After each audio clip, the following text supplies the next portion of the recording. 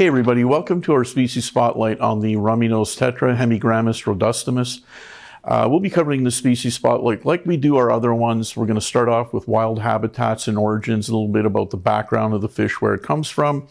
Then we'll get into the behavior, size, color, comportment, and so forth.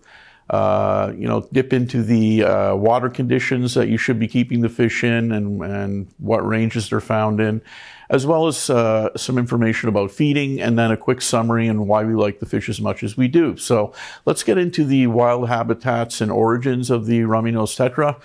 Basically, they are found in Venezuela and Brazil in the Rio Orinoco and lower Amazon river basins. They typically come from tannin, black water type rivers that are stained rich in a dark kind of tea color because of the tannins and so forth from decomposing organic material.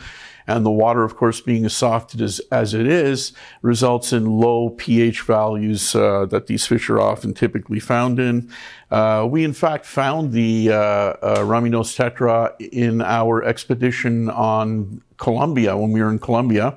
The Cano Verde, which is a small river stream right off the Rio Orinoco, which has a very clear water, but of course the soft acidic very warm waters that one would expect to find there. But we did see some schooling Rummy-nose Tetra in those waters, which was kind of surprising because the water current was fairly strong. So it was kind of a surprise to see how strong a swimmer the Rummy-nose Tetra really is.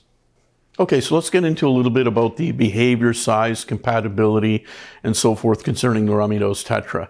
The Rummy-nose gets to be about 2 inches in length. Males are a little bit slimmer than females. Females, especially when you view them from the top, can appear a little bit bulkier.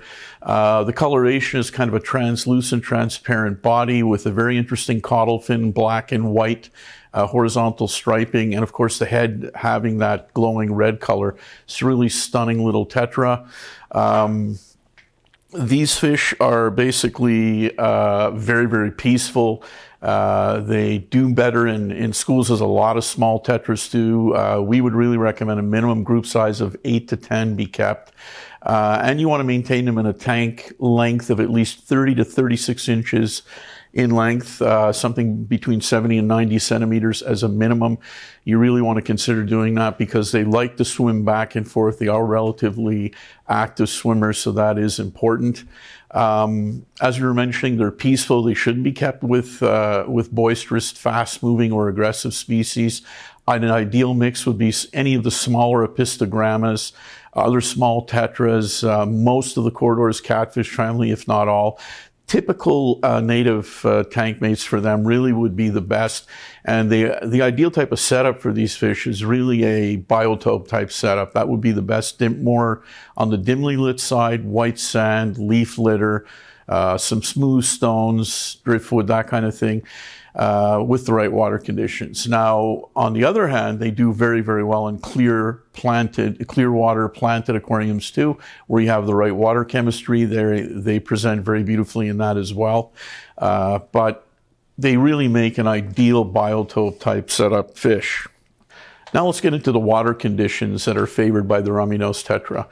Temperature range should really be between 76 and 80 degrees Fahrenheit or 24 to 27 degrees Celsius.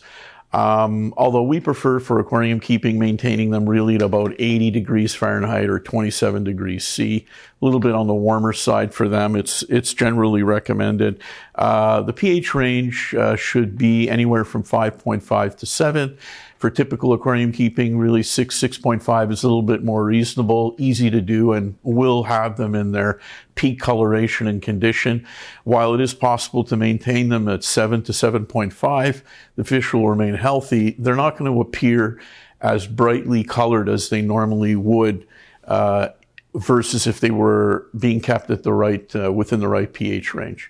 They also do better in somewhat softer water, although they do tolerate anywhere from 3 to 17, 18 degrees hardness.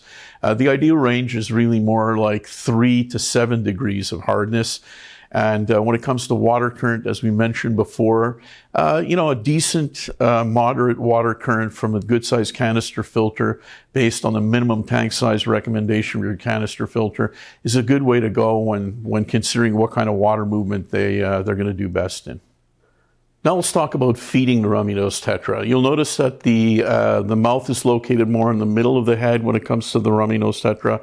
Therefore, the fish really prefer to feed mid-water strata more so than they do going to the top of the tank. Although they will do that, their really preference is to feed in the mid-water column.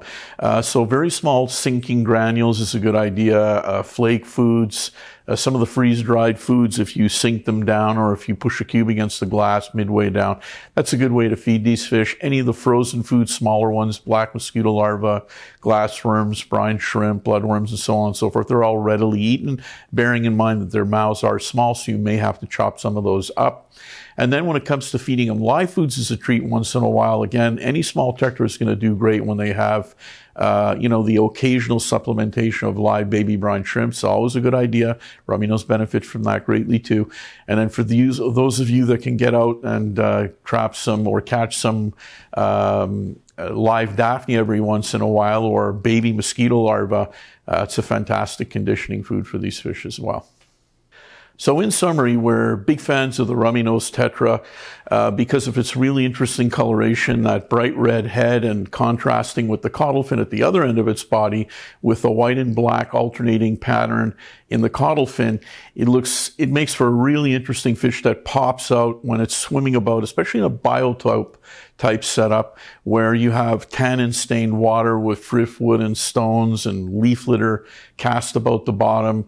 In amber stained water with the right pH values and water hardness values, these things look absolutely stunning.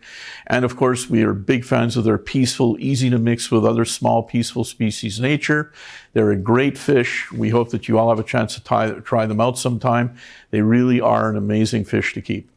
Thanks a lot for watching. Don't forget to like, subscribe, and comment below. We value your opinions, love to hear from you, and don't forget to tune in till the next time on our next Species Spotlight.